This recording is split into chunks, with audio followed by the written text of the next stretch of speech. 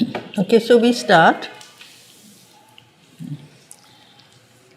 with a beautiful description of what really love is. That burning test of the Godhead in our parts. It's something we often fail to understand. For us, very often, love is an expression of desire, possessiveness, something that is trying to pull whatever one or whoever one loves towards oneself. Whereas the divine gives himself to all. There is no ego, there is no selfishness, there is no smallness. So how many people really know how to love? Love is the most common word, very, very easily used. It's perhaps the most difficult thing to really be. To be divine without ego. It has to burn down all smallness from our nature.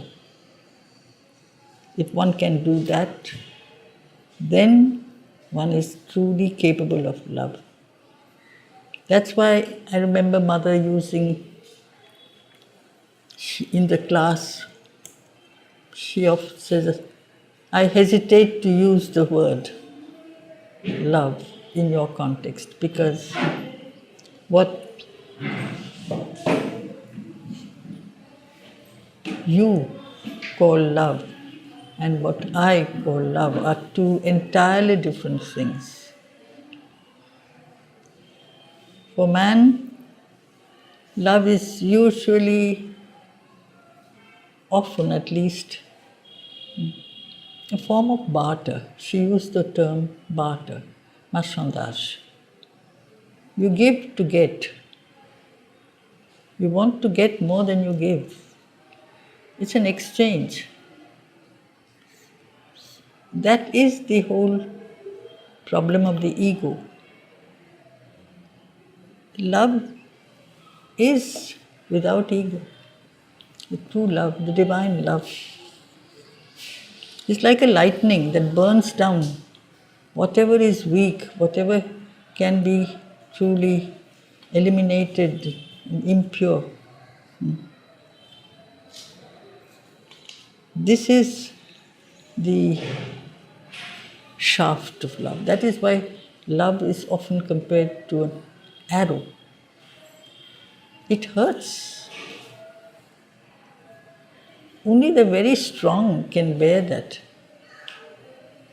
Otherwise, it is always accompanied by pain, by desire, by often grief. Well, she was not like that. All in her pointed to a nobler kind. And now is a description of Savitri, different layers of her being, different levels of her being. Near to earth's wideness, intimate with heaven, exalted and swift, her young, large vision spirit, voyaging through worlds of splendor and of calm, overflew the ways of thought to unborn things. So this is her nature, her vision, her spirit, that is part of a higher, wider universe. At the same time, she is born on earth. She is an expression of what the human nature can be. She is near us, she is like us, and yet far beyond us. This is very often the characteristic of the avatar. Everything that he or she is related to the human nature. And yet, everything at the same time points to something beyond the human. Almost as if to say the human contains in him what is greater than the human. We all do, but that greater element stays suppressed, forgotten, pushed into the background. The surface nature comes out into the open, whereas in her, that greater part, the wider, the more luminous, the more beautiful aspects of her nature, which one sometimes describes as heaven, a world of perfection. This is there, and yet near us, part of our world. We just have to look at the way Mother was. She lived with us, was in many ways like us, and yet not like us at all. Her young, large vision spirit was exalted, high, had risen high, to be able to rise on the heights one can see into the distance. One can see what the small-minded, narrow-visioned person fails to see. If we stand even on a height, we can see far beyond the immediate. Inwardly, psychologically, if we remain in that state of calm and that vision that really is untouched by the smallnesses and the pettinesses of the immediate world as it is today, we see that there is on the earth the possibility of a greater future. It is this greater future towards which is already present in the vision of the seer. That is why he can direct us towards it. She can direct us towards that. She is the guide, he is the guide. Because the future is already there. We live in divided moments of time, small fragments of time. But if our vision is really open into the far future, we are not disturbed by the presentness, by the smallnesses, by the difficulties. They are there, and they are meant to be overcome so that we can move forward. That is what she was. She was part of this world, of its littlenesses and of all the surrounding smallnesses of men and things and situations. And she knew that these are stepping stones to something much, much wider.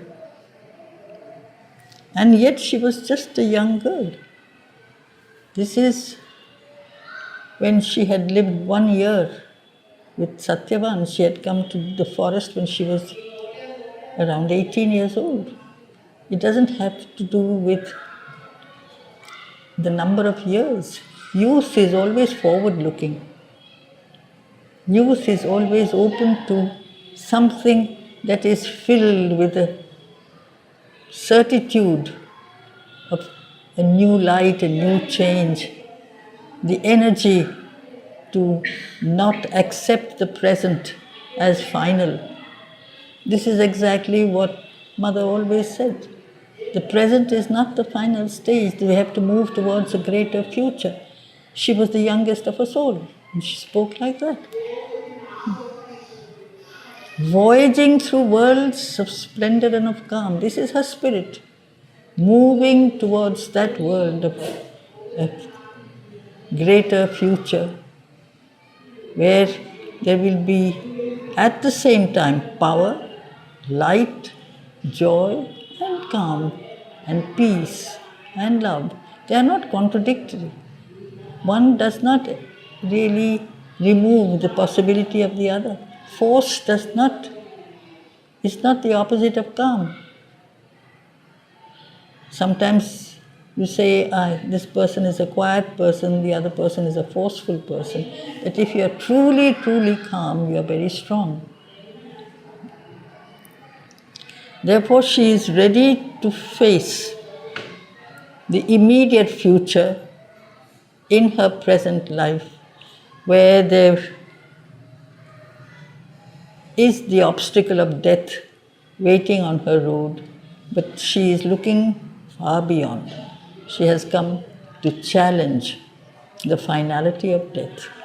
It can be conquered. That is unthinkable. Overflew the ways of thought. Mind doesn't believe it is possible.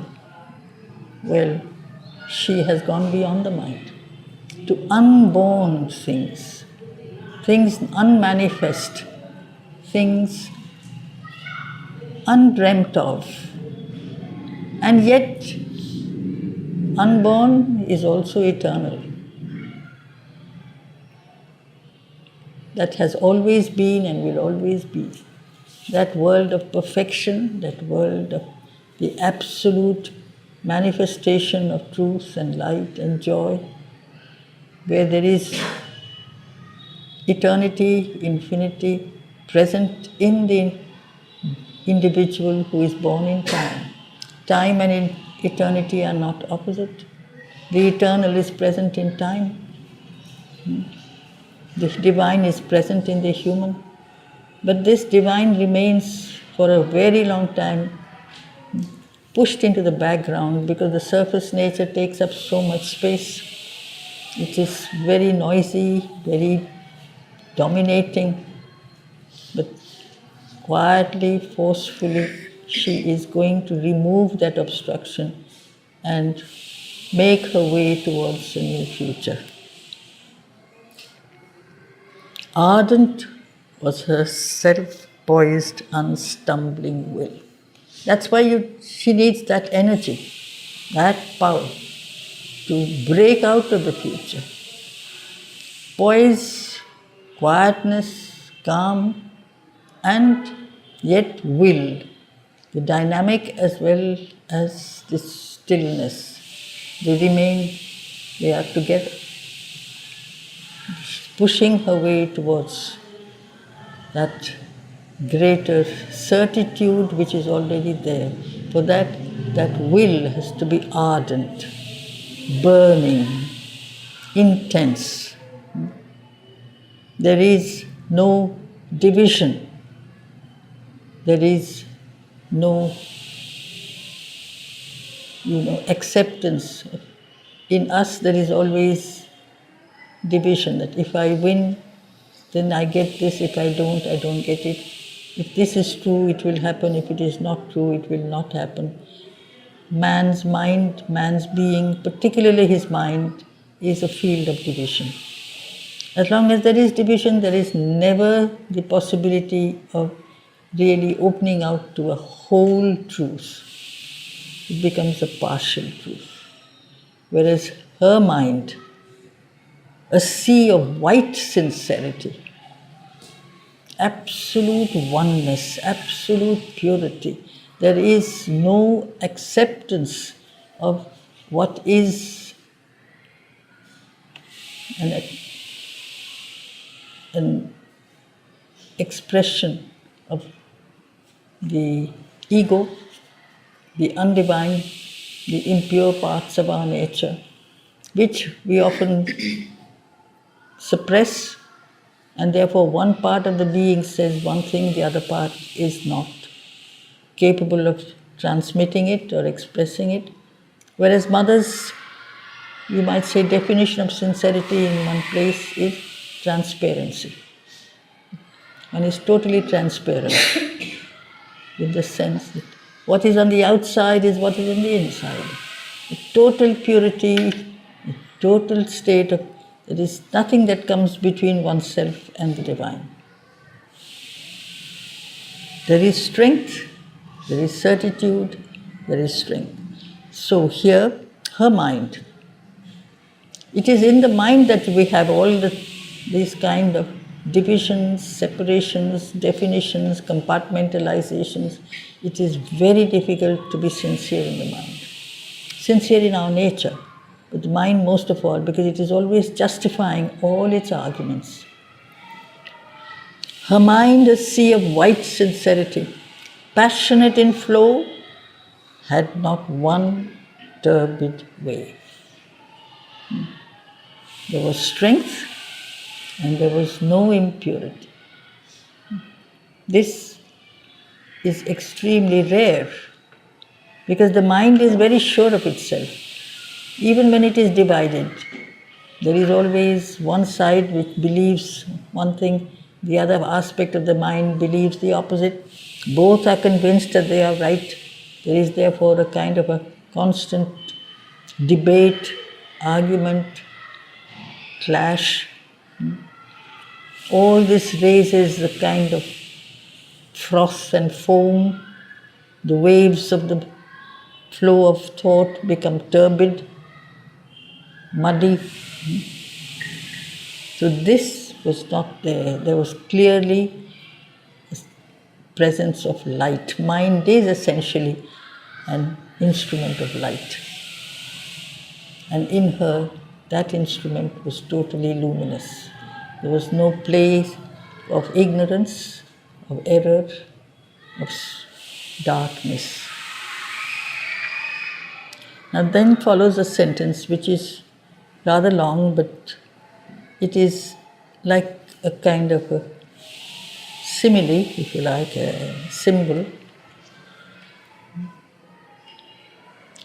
As in a mystic and dynamic dance, a priestess of immaculate ecstasies, inspired and ruled from truth's revealing vault, moves in some prophet cavern of the gods.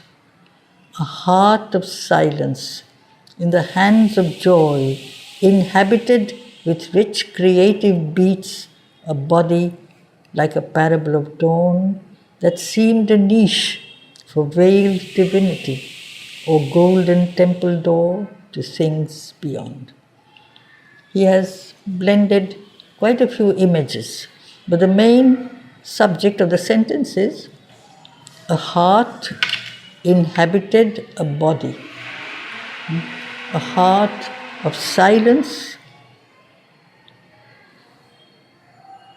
and at the same time sustained by delight and love. There is beauty, love and joy. According to Sri Aurobindo, these are three principles that together make up the term Ananda. So in her, that presence of love was there, quiet, strong, constant. That love inhabited a body naturally, but inhabited with rich creative beats. We can compare the way we are with her. Our heart beats too. It has to. But are our heartbeats rich, creative? Is there a significance to every moment of our lives? Is there an enthusiasm for a new progress, a new realization? Or do we just live automatically because there is the life force that makes our hearts beat? There is a kind of passivity, whereas in her it was not. There was a constant play of this force that has come to bring in a new manifestation. And she knew that this is what she has come to do.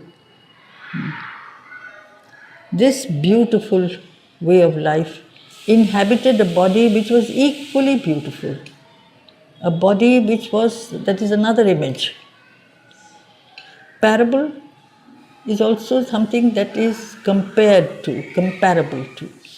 Parable has another meaning, but here it is, the heart was beautiful, luminous, and lived in a body that was like dawn, compared to dawn, bringing in a new light in the darkness, a body of beauty, golden, flaming dawn.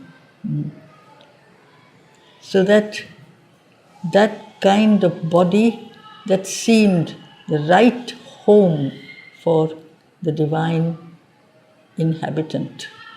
It's like the temple that houses the divine presence has to be equally beautiful as the divine presence which it houses. It has to be worthy of the divine presence. When we build a temple, it is to house a divine presence. But the house itself has to be worthy of it, has to manifest that presence. We are like that. Our bodies are houses in which there is a divine presence. But do we really manifest it in our external activity, shape, form, consciousness? Unfortunately, it is very often not the case. Whereas in her, this body was worthy of the divinity that it housed. Or it's just like, again, the temple that takes us to something from the world of matter towards the presence of the spirit. And that's the second part of the sentence. The golden temple doors, always a temple, should take us beyond the immediate form, the building, to something that is an expression of the eternal spirit. Now, another image, I kept it for later. It is a reference to this heart again. This heart is compared to a priestess that moves in a cavern. The body is the cavern.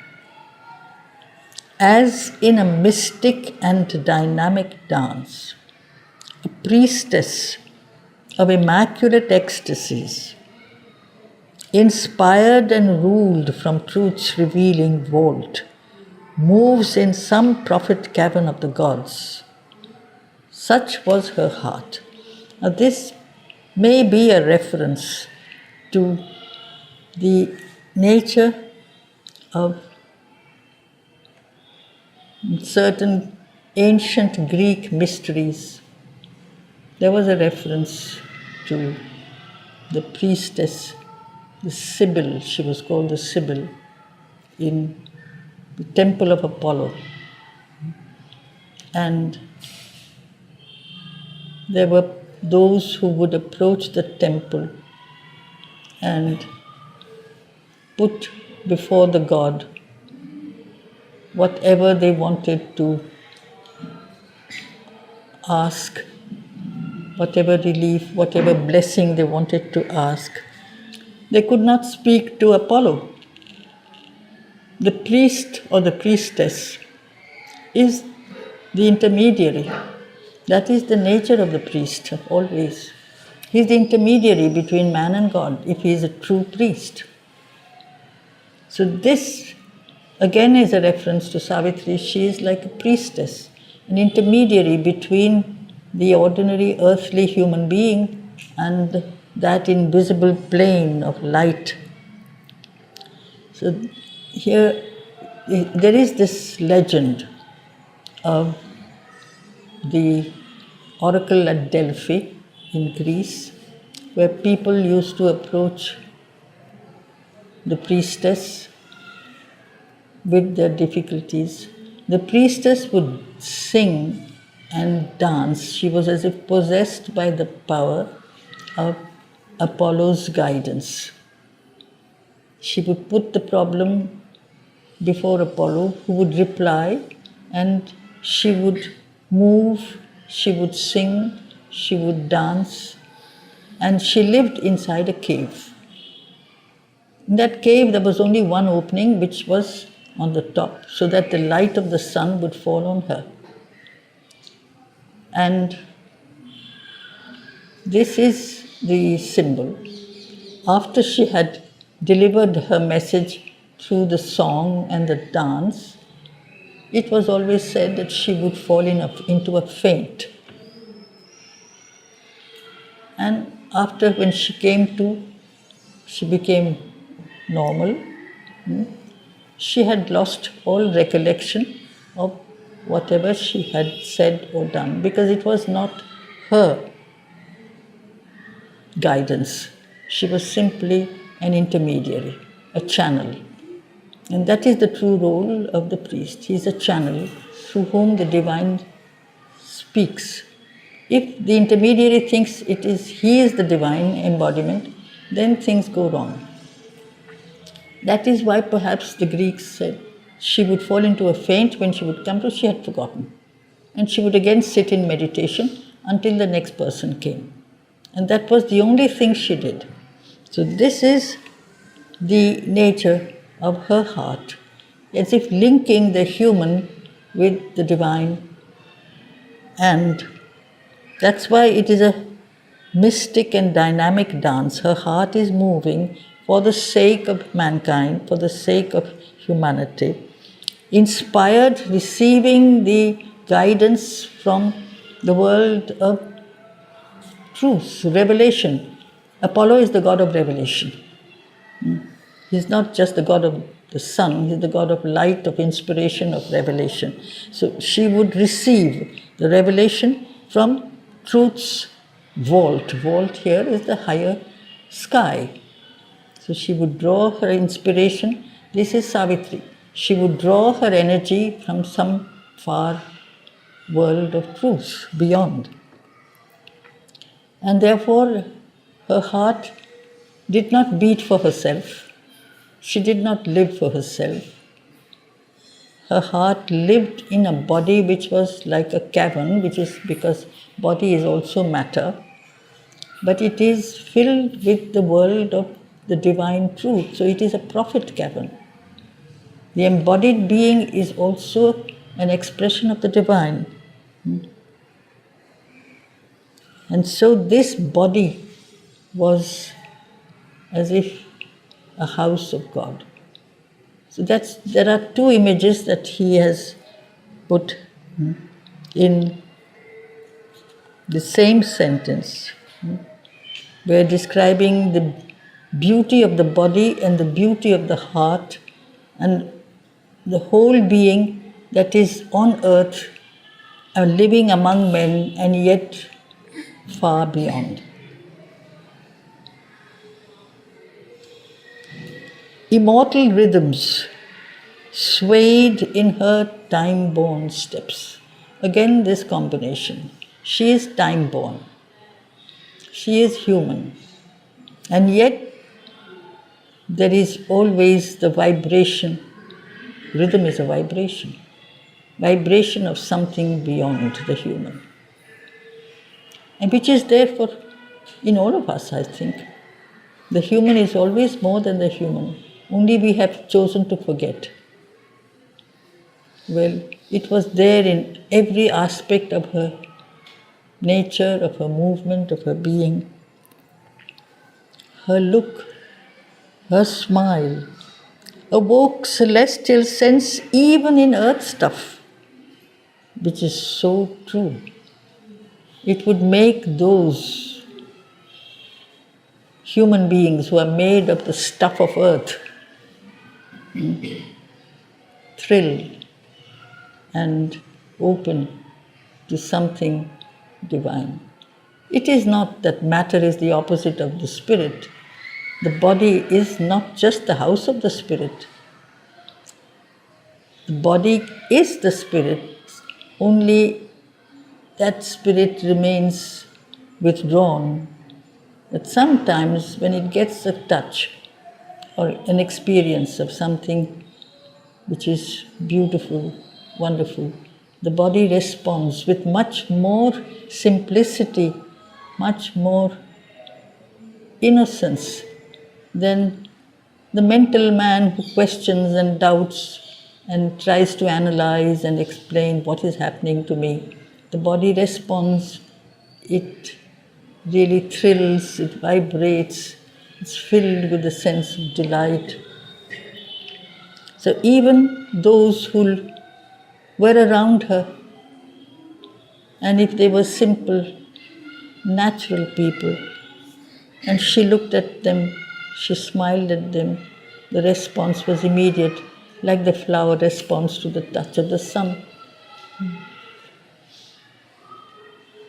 And their intense delight poured a supernal beauty on men's lives. Supernal, the divine,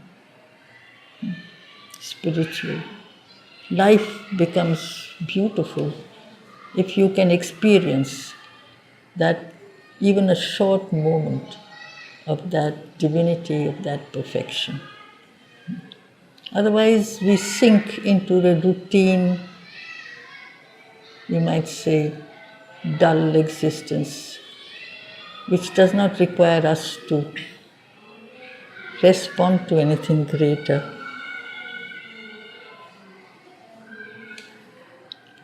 So this is Savitri. A wide self-giving was her native act. This is her nature, to give of herself. To give, we only have to see the way Mother lived. She gave of herself all the time. She did not come down for herself, nor did she live for herself. We live for ourselves otherwise, most of us. But her natural movement was never to live for herself, to give. Give her help, her love, her grace to all. A magnanimity as of sea or sky, enveloped with its greatness all that came. Magnanimity is generosity, greatness, nobility. Like the sea or the sky, they are vast, they are wide open, they are there for all. They are not petty. Man lives very often a self-centered life, and if he does manage to love something or someone, it is for his own personal satisfaction. The sun gives its light to all. The sky is there, stretched above us for everybody. So is the sea. The sense of vastness and infinity, which is the essence of greatness. That's why magnanimity. So enveloped with its greatness all that came, and gave a sense as of a greater world. Her kindly care was a sweet, temperate sun. And yet it's very difficult to live with such greatness, because we have to be as vast, as open, as that being who comes close to us, and we are not.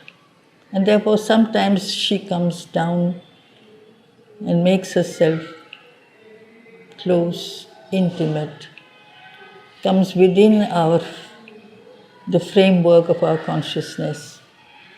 Since we can't widen ourselves into infinity, the infinite becomes finite, enters into each individual. It's there at the end of the beautiful essay Mother wrote, which is the supreme discovery. That since we don't rise up to the heights have come down into us and works within us. It's like that, the same way she came, looking, giving to each according to his need, according to his receptivity. This is like a sweet, temperate sun. We need that light. The sun is the truth. The sun is the guidance. But the full light of the sun is not what we can bear. We are not ready for it. Just that much light that we can accept at that present moment, because we are not yet made of anything greater. Yet a high passion, a blue heaven's equipoise. That in here passion, the intensity there of love, which was the reason why she has come on earth.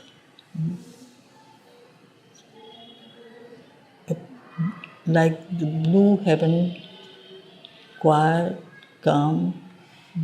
The word equipoise and passion are sometimes difficult for us to put together. And yet it is that she has come and has not for a moment stopped giving her love, giving her care, remaining completely aware of why she has come, not for herself, like the sky is not stretched out for its own sake. It's a vastness, it's an infinity, it is undisturbed. And so in her, that intensity of love is also undisturbed, untroubled by human nature and its problems and its smallnesses. Which is why anyone could find a help, a guidance, some sense of solace if they approached her, each one in his own, according to his own need. So the next one is a very beautiful image.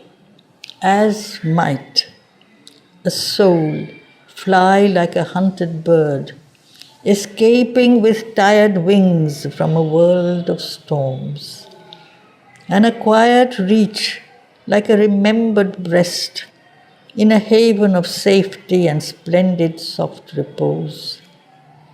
One could drink life back in streams of honey fire, recover the lost habit of happiness, feel her bright nature's glorious ambience, and bring joy and bring joy in her warmth and colors real. So get the image of a bird that is flying from, trying to look for shelter in a storm. It always looks for a safe place, a known place. So here, human beings would turn to her as if they were like hunted birds from a world of pain and sorrow and difficulty, and turn to her for not just love, but a remembered breast, knowing that without knowing we know this is where we came from. This is our mother. With her we will always feel compassion, grace, comfort, solace. She won't expect us to be worthy of her. The bird that is running away from the storm doesn't ask, am I worthy of this place of shelter? We are not worthy of her grace, and that is why it is grace. But her arms are stretched out to embrace mankind, whatever the nature of mankind may be, or each individual may be. And so one feels protected, one feels comforted, and then that moment of despair or fear or suffering that made us turn to her is slowly replaced by a sense of joy, peace, calm, so that one could drink life back. Otherwise one would think life is meaningless, life is hopeless, there is nothing but sorrow. But having been helped guided, protected by her. She was like that haven, a harbor, a place of shelter, a place of security and safety. And we lose that sense of despair, the sense of the meaningless, the sense of that tiredness when you say, I have nothing to live for, my life is meaningless, I have lost everything that I had. She would give us back that love, that joy, that energy, so that one could resume one's journey, because we are here like travelers. All of us are travelers in the journey of consciousness. And so this beautiful image, one could drink life back in streams of honey fire, the sweetness and the strength of purity that would burn down all weaknesses. Recover the lost habit of happiness. We don't know what is to be happy. We don't really radiate that universal principle of delight. We draw to ourselves that self-satisfaction which we call happiness. But we are part of a universal journey, and the play of life energy, which is really the delight of existence, streams out of us as well if we allow it to. And when we feel her touch, we become embodiments of that kind of universal joy, not our personal self-satisfaction. And that becomes the lost habit of recovering, that lost habit of happiness. Feel her bright nature's glorious ambience and preen joy. You get the image of the bird again. When the bird's wings have dried, once it has taken shelter away from the rain and the storm, then it shakes its feathers and is ready to fly out again. And that is really where it dries its feathers, shakes it, and that is preening, literally. So the image of the bird comes back, we're ready to start life again on another journey, another stage of our existence. And preen joy in her warmth and colors rule. Color in the sense of something that is really part of this world of multiplicity. Everything, every experience becomes an opportunity for really getting in touch with a play of the divine delight.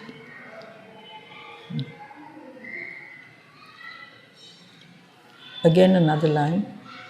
A deep of compassion, a hushed sanctuary.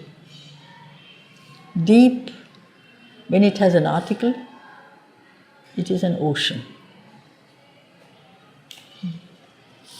It is not something only deep.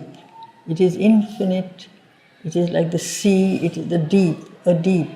She was like an ocean of endless compassion.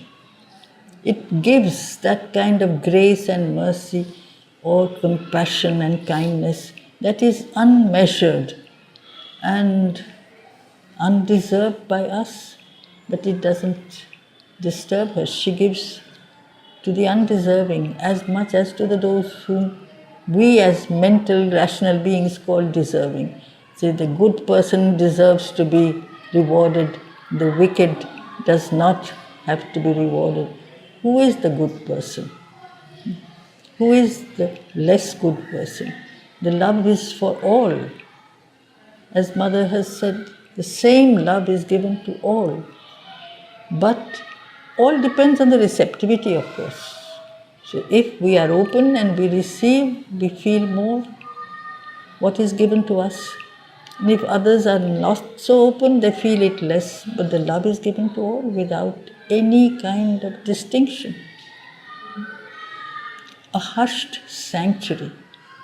Today you may think sanctuary is simply a safe place, a place where birds can be or animals can be, they are not killed, they are not hunted. But the literal significance of the word sanctuary is also a holy place. Because it's a holy, sacred place, it is a place where no harm, no, you might say, enemy can attack you, because it is a place of God. That was always the tradition. A place which was built in the name of God was a place where you were safe because you had the divine protection. Today, we've moved away from that meaning and we use the term a place where you are safe. But it is actually a sacred place.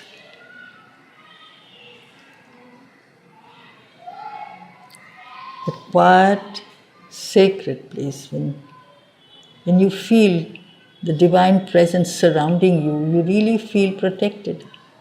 You go to a holy place, if you can experience the divine atmosphere, the divine protection, the divine grace wrapped around you, you feel no harm can touch me.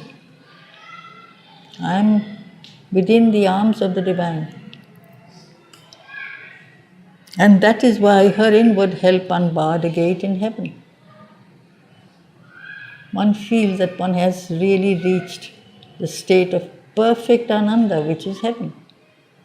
The gates of absolute safety, free from pain, which is usually what we associate with the word heaven, which is there forever. This was her nature. And this is why love in her was wider than the universe. The whole world could take refuge in her single heart. So there was nothing small, egocentric in her. She was like the ocean, like the sky, like the sun, enveloping all. She is the universal principle of love, which is what sustains creation, the universal principle of evolution, of force. Isn't it anything but love that is always holding us up, leading us, letting the earth move on in spite of all that happens, that draws us down, drags us down, as the individual, whether it is in the individual's life or whether it is in the collective life, there is always things that drag us down. There are these things. But the grace, the love, the care remain constant.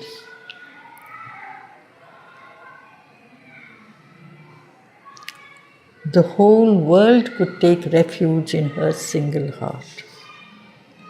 The great unsatisfied Godhead here could dwell. Who is this great unsatisfied Godhead? Who else but love? Love has no home. We do not know how to love. We only love ourselves. We want to be loved. Therefore, love is looking for a place. That is, there are in so many legends, references, love trying to find a home. There is no home for love. The hearts are too small. Love is a universal principle.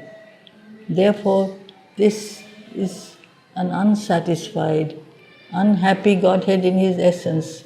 He is looking to give himself to all, but those who want to receive him are small. Their vessels are small. So his infinity does not really manifest itself in the human heart. Finally, he had found a heart where he could dwell. So love, the great unsatisfied Godhead here could dwell. Because vacant of the dwarf self's imprisoned earth. Her heart was vacant was empty of the ego, the dwarf self. It had no ego. This ego which imprisons our surface being. There is no surface ego or any ego in her, which is why this universal principle could manifest itself in her. Vacant of the dwarf self's imprisoned air, her mood could harbor his sublimer breath, spiritual, that can make all things divine. Her mood could hold it. Her mood could harbor, could contain that spiritual energy, force, which can make and change. It is the force of change. It is when we get the touch of this grace that we can break out of our littleness and change, and so that power to make everything an expression progressively of the divine. And this is why this being is usually described as the mother power. She doesn't count, she doesn't really measure, calculate, she gives without measure. For even her gulps were secrecies of light, whereas we have lower natures which are not bright, which are dark. We may attempt to make our surface nature, which we, as much of the surface nature we can be conscious of, we try, those who sincerely try, to make it pure, to make it luminous, to advance. But there remains the lower part of our nature, the lower vital, the subconscious, the unconscious. There is no, we don't even know those parts of our nature. How can we bring down light there? We are born out of darkness. We are moving towards light if we really want to live consciously. But she is not born out of darkness. She has come out of light into this world of darkness voluntarily. But her origins is the divine. We have evolved out of darkness towards light. We have grown, but that element of error and darkness, falsehood and unconsciousness remain with us as for a very long time. Therefore, she was not like us. She is like us and not like us at all. For even her gulps were secrecies of light. At once she was the stillness and the word. The stillness is not just quietness, it is consciousness.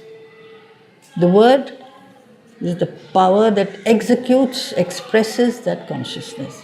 So she is the consciousness, she is the force that works out that consciousness. A continent of self-diffusing peace, an ocean of untrembling virgin fire. The continent, stable, strong, calm, that manifests, stretches out in all its quietness around. Ocean, moving, rising, falling, changing, full of the vibrancy of the play of energy and life, but pure. That virgin fire, that fire which does not permit the play of all kinds of different, because in the ocean of the vital movements there are different movements that have different origins. Some are dark and some are not. Some are noble and some are not.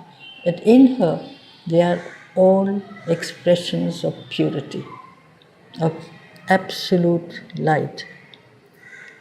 And therefore they don't change. Whereas our emotions and passions vary, they rise and fall. She has come with that one single love to help raise this earthly race, which she will speak of at the end of the poem also. The power of immortal love stretches its arms out to embrace mankind. She says, in me, it is this is who I am. She has come for that. The strength The silence of the gods were hers. In her he is love. At last he had found a home. In her he found a vastness like his own. This infinite love found an infinite heart. His high, warm, subtle ether here he found. Whereas here, love for us is not always high. It becomes low. It is darkened. It is diminished. It becomes like a smoky flame. But in her, the sense of something high, warm, subtle ether, the spirit. It's not the vital love. It is the divine love. His high, warm, subtle ether here he found and moved in her as in his natural home. In her he met his own eternity.